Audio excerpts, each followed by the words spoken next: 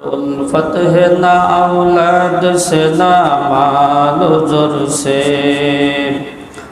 उल्फत है ना औलाद से ना माल जुर से, समझा हुआ जिज आपको दिल जानो जिगर से, समझा हुआ जिज आपको दिल जानो जिगर से, दीदार खुदा जलवाई अहमद है नजर में, दीदार खुदा जलवाई अहमद है नजर में, क्या ईद का दिन अरसा-ए महशर है हमारा, क्या ईद का दिन अरसा-ए महशर है हमारा, डरते नहीं दुनिया में मुसलमान किसी से, डरते नहीं दुनिया में मुसलमान किसी से, जब मिल गई है दौलत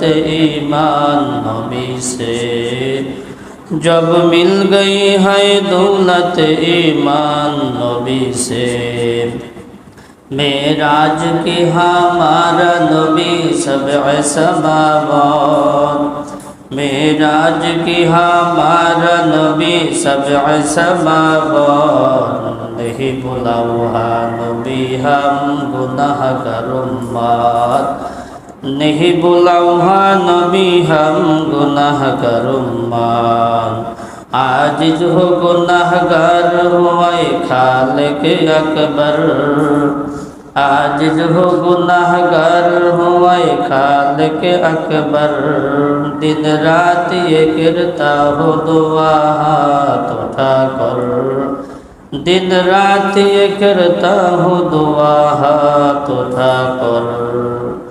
मोहतरम हाजिरीन, अल्लाह पाक रब्बुल आलामीन बोलेन, वलिमन खाफा मकाम रब्बिही जन्नतान। আল্লাহ পাক রব্বুল আলামিন বলেন, যেই ব্যক্তি আল্লাহ পাকের সম্মুখে দণ্ডায়মান হওয়াকে ভয় করে তার জন্য রয়েছে দুইটা জান্নাত। আল্লাহ পাক রব্বুল আলামিন অন্যত্র বলেন, ওয়া আম্মা মান খাফা মাকাম রাব্বিহি ওয়া নাহান নাফসা আনিল হাওয়া ফা ইন্নাল জান্নাতা হিয়াল মাওয়া।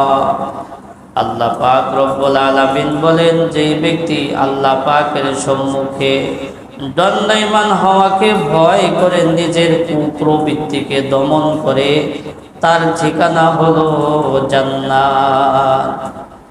তাইলে তাকওয়া, তাকওয়া অর্জন করলে জান্নাত পাওয়া যাবে, দুইটা জান্নাত পাওয়া যাবে। আল্লাহ পাক দ্বিতীয় আয়াতের মধ্যে বললেন, যেই ব্যক্তি আল্লাহ তাআলার সম্মুখে দণ্ডায়মান হওয়াকে ভয় করে নিজের নফসকে কুপ্রবৃত্তি অন্যায় কাজ থেকে বিরত রাখবে, তার ঠিকানা হলো একমাত্র জান্নাত। কিতাবের মধ্যে এক যুবকের ঘটনা আছে। হাফিজ ইবনে আসাকির রহমাতুল্লাহি আলাইহি আমর ইবনে জাবির রহমাতুল্লাহি আলাইহি জীবনীতে উল্লেখ করেন, আমর ইবনে জাবির রহমাতুল্লাহি আলাইহি ওই যুগের শ্রেষ্ঠ আলেম ছিলেন, যোগ্যতা সম্পন্ন আলেম ছিলেন। আমর ইবনে জাবির রহমাতুল্লাহি আলাইহি বলেন, আমাদের এলাকায় একজন যুবক ছিল যে অত্যন্ত ধার্মিক, 5 ওয়াক্ত নামাজ পড়তো, সকল গুনাহ থেকে বিরত থাকতো। ওই যুবকের প্রেমে একটা যুবতী মেয়ে পড়ে গেল। যুবক কোনোভাবেই রাজি না। ওই যুবতী অনেক চেষ্টা করে, সাধনা করে ওই যুবককে রাজি করাইছে। বলে তারা একদিন এক নির্জন কক্ষে একত্রিত হয়েছে। একজন ছেলে একজন মেয়ে নির্জন কক্ষে যা মনে চায় তাই করতে পারে।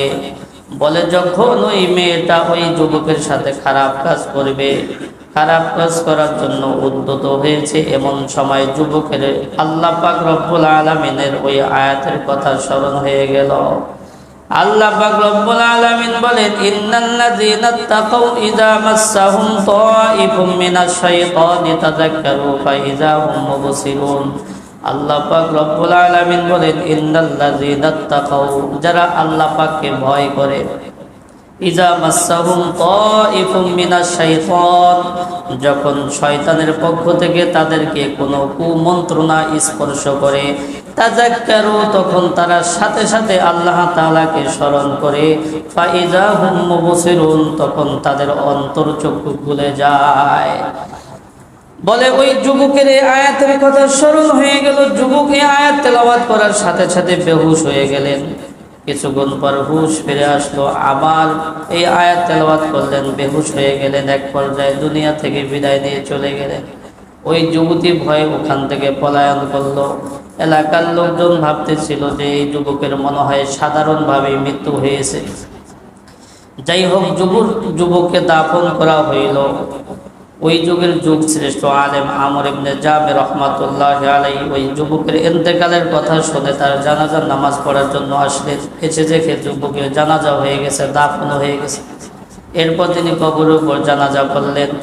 রাত্রিবেলা আমর ইবনে জাবের রহমাতুল্লাহি আলাইহির সাথে স্বপ্ন যুগে যুবকের সাথে সাক্ষাৎ হয়ে গেল। ওই যুবককে আমর ইবনে জাবের রহমাতুল্লাহি আলাইহি বলতেছে, হে যুবক, আল্লাহ তাআলা তোমার সাথে কেমন আচরণ করেছেন, কেমন মুআমালা করেছেন? যুবক বলতেছে, আল্লাহ পাক রব্বুল আলামিন তার ওয়াদা রক্ষা করেছেন।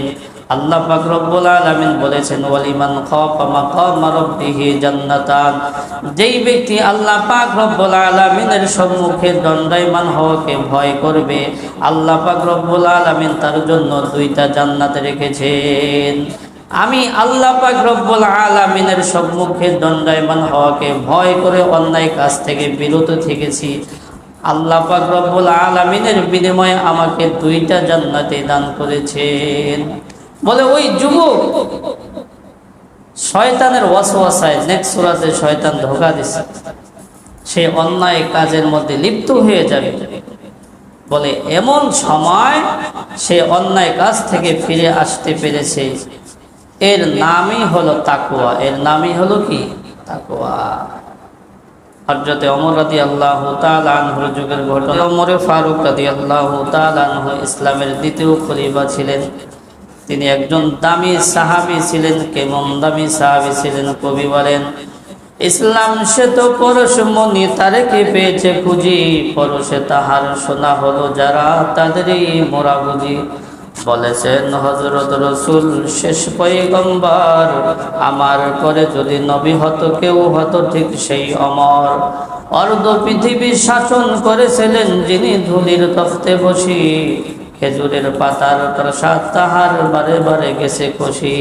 শুধু আঙ্গুল হেলনের শাসন করেছিলেন, দিয়েছিলেন এ জগতের ফেলি মুহাম্মাদের চরণের শেষ অংশে।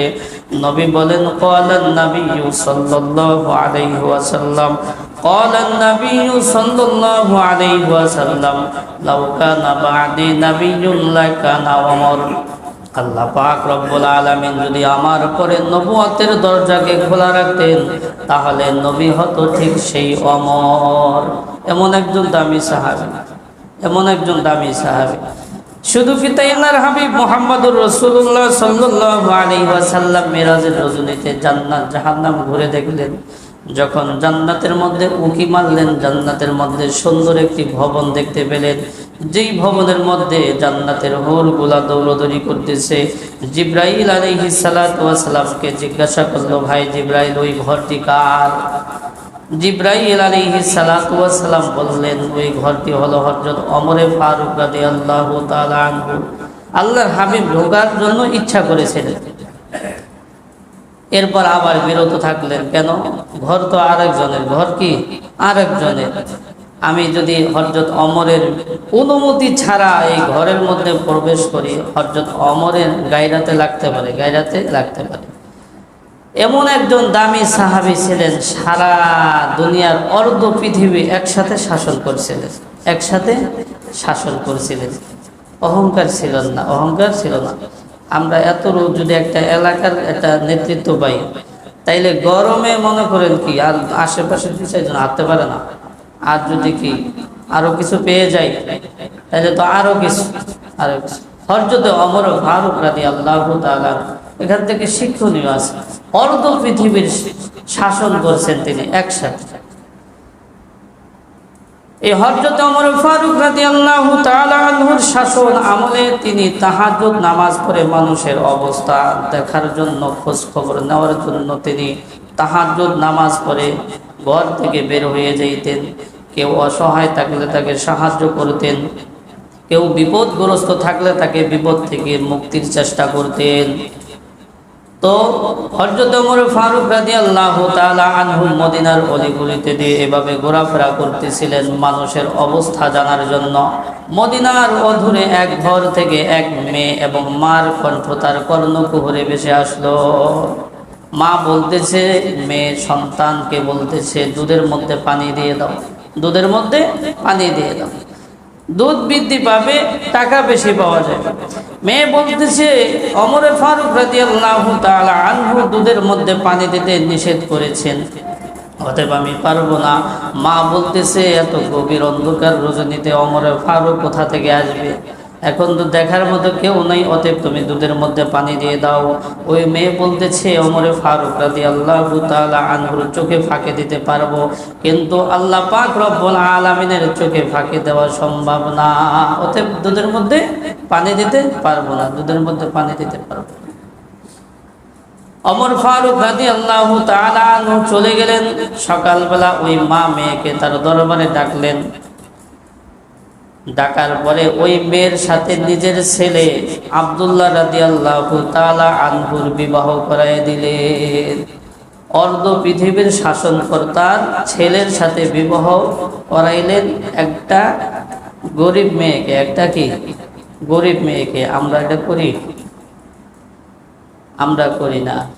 আল্লাহর হাবিব বলেন, আন আবি হুরায়রা রাদিয়াল্লাহু আনহু قال قال رسول الله صلى الله عليه وسلم اذا خطب اليكم من ترضون دينه وخلقه فزوجوه الا تفعلوا تكن فتنة عريض। হযরত আবু হুরায়রা রাদিয়াল্লাহু তাআলা আনহু থেকে বর্ণিত সরকারে দো আলম বলেন, যখন তোমাদের কাছে এমন কোনো ব্যক্তি প্রস্তাব নিয়ে আসে যার চরিত্র এবং দিনদারিত্বর ব্যাপারে তোমরা সন্তুষ্ট, তার সাথে বিবাহ দিয়ে দাও, তার সাথে বিবাহ দিয়ে দাও, অন্যথায় ফিতনা ফাসাদ হবে। কি বললেন হাদিসের মধ্যে? এমন কোনো ব্যক্তি যদি এসে প্রস্তাব দেয়, যেই ব্যক্তির চরিত্র এবং দিনদারিত্ব সম্পর্কে তোমরা জানো, মানে ভালো কিছু জানো, তার চরিত্র ভালো, সে নামাজে দিনদারিত্ব তার ভালো আছে, এতটুকু যদি উপরে তোমরা সন্তুষ্ট থাকো, তাহলে প্রস্তাব দিলে তার সাথে বিবাহ দিয়ে দাও, বিবাহ দিয়ে দাও। আমরা এটা করতে চাই না। আমরা চাই আমার মেয়েটা অনেক বড় লোকের পোলার কাছে বিবাহ, বড় লোকের ছেলের কাছে বিবাহ দেই। এই ফিকির আমাদের অধিকাংশ মানুষের মধ্যে ঢুকে গেছে, যার কারণে শান্তি চলে যাইতেছে। টাকা পয়সা শান্তি দিতে পারে না, টাকা পয়সা কি শান্তি দিতে পারে না। শান্তির মালিক আল্লাহ তাআলা। স্বামী স্ত্রী যদি অমিল থাকে, 1000 কোটি টাকা থাকলে ওর মধ্যে শান্তি আছে না? শান্তি নেই। বুঝে আসছে? তো আল্লাহর হাবিব বললেন যে তোমাদের কাছে যদি এমন কোনো ব্যক্তি প্রস্তাব নিয়ে আসে যার চরিত্র এবং দিনদারিত্বর ব্যাপারে তোমরা সন্তুষ্ট, তাহলে তার কাছে বিবাহ দিয়ে দাও। আর কোনো কাহিনী করবো না, এত কিছু দেখা লাগবে না। তার চরিত্র ভালো, আর কি লাগে? তার দিনদারিত্ব ভালো, আর কিছু লাগে না। তো হযরত ওমর ফারুক রাদিয়াল্লাহু তাআলা আনহু, যিনি অর্ধ পৃথিবীর শাসনকর্তা, তার ছেলের সাথে বিবাহ করাই দিলেন ওই হতদরিদ্র মেয়েকে। কেন? মেয়ে ভালো। মেয়ে কি ভালো? মেয়ের মধ্যে কি আছে? আল্লাহ তাআলার ভয় আছে, আল্লাহ তাআলার ভয় আছে। বলে ইতিহাসের মধ্যে আসছে তাদের এই ঘরের নাতি হলো ইতিহাসের কিংবদন্তি আলেমে দ্বীন হযরত ওমর ইবনে আব্দুল আজিজ রাহমাতুল্লাহি আলাইহি। মাত্র 2.5 বছর তিনি শাসন ক্ষমতা চালাইছেন। 2.5 বছরে এমন ইনসাফ তিনি প্রতিষ্ঠা করে গেছেন, যেই যুগের ব্যাপারে পাওয়া যায় ছাগল বাঘ একই ঘাটে পানি খাইতো, একই ঘাটে পানি খাইতো। এমন ইনসাফ তিনি প্রতিষ্ঠা করে গেছেন মাত্র 2.5 বছর। মাত্র 2.5 বছরে যেই যুগের ব্যাপারে কিতাবের মধ্যে আসছে ছাগল এবং বাঘ একই ঘাটে পানি খাইত। একদিন এক মহিলা নদীর তীরে পানি আনার জন্য গিয়েছে। হঠাৎ করে দেখতে পেল যে একটা বাঘ ছাগলের উপর আক্রমণ করতেছে। ওই মহিলা বলে উঠল, হযরতে ওমর ইবনে আব্দুল আজিজ মনে হয় আর জীবিত নাই, আর জীবিত নাই। যাচাই করে দেখলো যে ঠিকই হযরতে ওমর ইবনে আব্দুল আজিজ জীবিত নাই। তো এমন ইনসাফ তিনি প্রতিষ্ঠা করে গেছেন, তাদেরই ঘরে হয়েছে মা ভালো তো সন্তান ভালো, বাপ ভালো সন্তান ভালো। তো ওই মহিলা, ওই মেয়েটি, তার এই অন্যায় কাজটা করার সুযোগ ছিল, সুযোগ কি ছিল, তারপরে সে অন্যায় কাজ থেকে বিরত থাকলো আল্লাহ তাআলার ভয়ে, আল্লাহ তাআলার ভয়ে। এর নামই হলো তাকওয়া। এর নামে কি? তাকওয়া। বলে অন্যায় কাজের সুযোগ আছে, সুযোগ থাকা সত্ত্বেও ওইটা থেকে বিরত থাকা, এর নামই হলো কি? তাকওয়া। এর নামই হলো তাকওয়া। কিতাবের মধ্যে ঘটনা আছে, হযরতে আব্দুল্লাহ রাদিয়াল্লাহু তাআলা আনহু কোথাও যাচ্ছিলেন, এক রাখালকে তিনি পরীক্ষা করতে চাইলেন। রাখাল ছাগল চড়াইতেছে, ওই রাখালকে সম্বোধন করে বলল, ও রাখাল, একটা ছাগল আমাদের কাছে বিক্রি করো, আমি যথার্থ মূল্য দেব এবং কিছু গোশত তোমাকে দিয়ে দেব। ওই রাখাল বলতেছে, এই ছাগলের মালিক আমি না, এই ছাগলের মালিক হলো আমার মনিব, অতএব আমি এটা পারবো না। হযরতে আব্দুল্লাহ রাদিয়াল্লাহু তাআলা আনহু তাকে পরীক্ষা করার জন্য বারবার কথাটাকে পুনরাবৃত্তি করলেন যে তুমি বিক্রি করো, তোমাকে যথার্থ মূল্য দেব এবং সাথে সাথে এর গোশত তোমাকেও কিছু একটা অংশ দিয়ে দেব। হযরতে আব্দুল্লাহ রাদিয়াল্লাহু তাআলা আনহু তাকে পরীক্ষার জন্য বলতেছে, তোমার মনিব তো এখন দেখবে না, তুমি বিক্রি করে দাও। তখন রাখাল আকাশের দিকে আঙ্গুল তুলে বলল, ফা আইনাল্লাহ, আল্লাহ কোথায়, আল্লাহ কোথায়? তিনি বুঝাইতে চাইলেন যে আমার মনিবের চোখে ফাঁকি দিতে পারি, কিন্তু আল্লাহর চোখে তো আমি কি ফাঁকি দিতে পারবো না। আল্লাহ তাআলা সবকিছু দেখে কিনা? সবকিছু দেখে। কুল ইন তুকফু মা ফি সুদুরিকুম আও তুবদুহু ইয়ালামুল্লাহ, আমরা যা কিছু প্রকাশ্যে করি এবং যা কিছু গোপনে করি সবকিছু আল্লাহ তাআলা দেখেন। বলে গভীর অন্ধকার রজনীতে গর্তের ভিতরে কালো পিপীলিকা কি করে সেটাও আল্লাহ তাআলা দেখেন। আটলান্টিক মহাসাগরের ভিতরে সমুদ্রের নিচে মাছগুলো কি করে সেটাও আল্লাহ তাআলা দেখেন। আল্লাহ তাআলা দেখেন। আল্লাহ তাআলা ঘুমান না, আমরা ঘুমাই, আমরা ঘুমাই, আল্লাহ ঘুমায়? আল্লাহ তাআলা ঘুমায় না। আল্লাহ তাআলা বলেন, লা তাখুযুহু সিনাতু ওয়ালা নাওম, আল্লাহ তাআলা ঘুমান না, ঘুমের তন্দ্রাও তার নাই, সার্বক্ষণিক তিনি চেয়ে আছেন। আমরা ঘুমাই, এত ঘুমাই, ঘুমাইতে ঘুমাইতে ফজরের নামাজটা শেষ করে দিই। হ্যাঁ, ওই ঘুমেই যদি শেষ ঘুম হয়ে যায়, হয়তো অনেকের ওই ঘুমেই কি শেষ ঘুম হয়ে যায়, তাহলে জীবনের শেষ মুহূর্তটা এমন কাটলো যে শেষ সময় নামাজটা পড়তে পারলাম না, শেষ সময় নামাজটা পড়তে পারলাম না। অনেক যুবকরা কি করে, কানের মধ্যে হেডফোন ব্লুটুথ লাগায় এবার গান শুনতে শুনতে শুনতে শুনতে কি ঘুমায় যায়। যদি ওই ঘুমে শেষ ঘুম হয়ে যায়, তাহলে শেষ সময়টা এমন কাটলো যে একটা গুনাহের মধ্যে কাটলো, একটা গুনাহের মধ্যে কাটলো। শেষ ভালো যার, সব ভালো তার।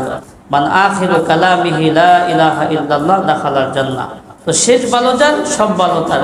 একটা মানুষ সারা জীবন অন্যায় কাজ করলো, কিন্তু শেষ সময়টা তার ভালো কাটলো, সেই সৌভাগ্যবান। এই জন্য অনেকেই অনেক অন্যায়ের কাজের সাথে থাকলে তাকে তুচ্ছ তাচ্ছিল্য করা যাবে না, কারণ তার শেষ পরিণতি কি হবে এটা আমি জানি না। বোঝানোর চেষ্টা করতে হবে, মানুষ হিসাবে মানুষকে সম্মান করতে হবে, মানুষ হিসাবে মানুষকে সম্মান করতে হবে, সে যে শ্রেণীর মানুষ হোক। হ্যাঁ, ছোট হোক, বড় হোক, কালো হোক, দলা হোক, গরিব হোক, মানুষ হিসাবে মানুষকে সম্মান করতে হবে। ইকরামুল মুসলিমিন, ইকরামুল মুসলিমিন মানে কি? মুসলমানদের সম্মান করা, মুসলমানদের সম্মান করা। এই জন্য কোনো মুসলমানকে, আশরাফুল মাখলুকাত, মানুষ সর্বশ্রেষ্ঠ মাখলুক, কোনো মানুষকে আঘাত দিয়ে কথা বলা যাবে না, কোনো মানুষকে আঘাত দিয়ে কথা বলা যাবে না। তো বলতেছিলাম, একজন মানুষ যদি সারা জীবন অন্যায় কাজ করে শেষ সময়টা তার ভালো কেটে যায়, তাহলে সে সৌভাগ্যবান।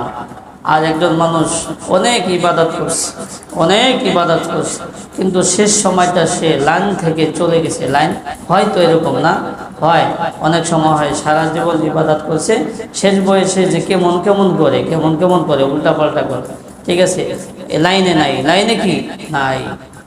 এটা হয়ে থাকে সাধারণত যারা নিজেদের ইবাদতের উপর ফখর করে, অহংকার করে, আমি এত ইবাদত করি, আমাকে আল্লাহ জান্নাত না দিয়ে যাবে কোথায়। নিজের উপর নিজের বিশ্বাস যে আমি এত ইবাদত করতেছি, আমার জন্য জান্নাত রেডি, আমার জন্য কি।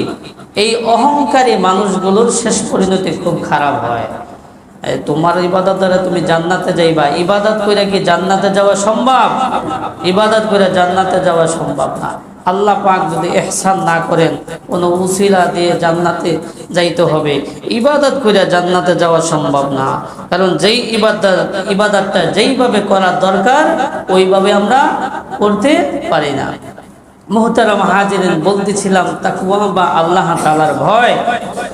বলে ওই যুবক রাখাল, তার সুযোগ ছিল, সে ছাগল বিক্রি করে ফেলতে পারত, কিন্তু তার এই সুযোগ থাকা সত্ত্বেও সে এটা করে নাই। কার ভয়ে? আল্লাহ তাআলার ভয়ে। বলে এর নামই হলো তাকওয়া।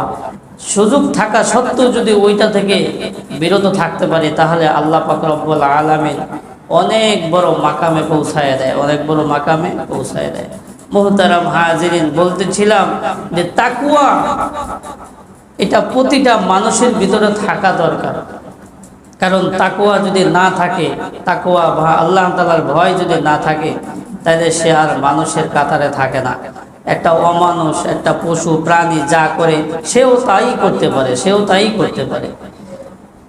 অন্যায় কাজ করতে তার একটু বাঁধে না, একটু বিবেকে ধরা খায় না। এই কথায় আল্লাহ তাআলা বলছে, ওয়ালাকাদ যারানা লিজাহান্নামা কাসীরাম মিনাল জিন্নি ওয়াল ইনস লাহুম কুলুবুন লা ইয়াফকাহুনা বিহা ওয়া লাহুম আয়ুনুন লা ইবসিরুনা বিহা ওয়া লাহুম আযানুন লা ইয়াসমাউনা বিহা উলাইকা কাল আনআম বাল হুম আদাল্লু উলাইকা হুমুল গাফিরুন।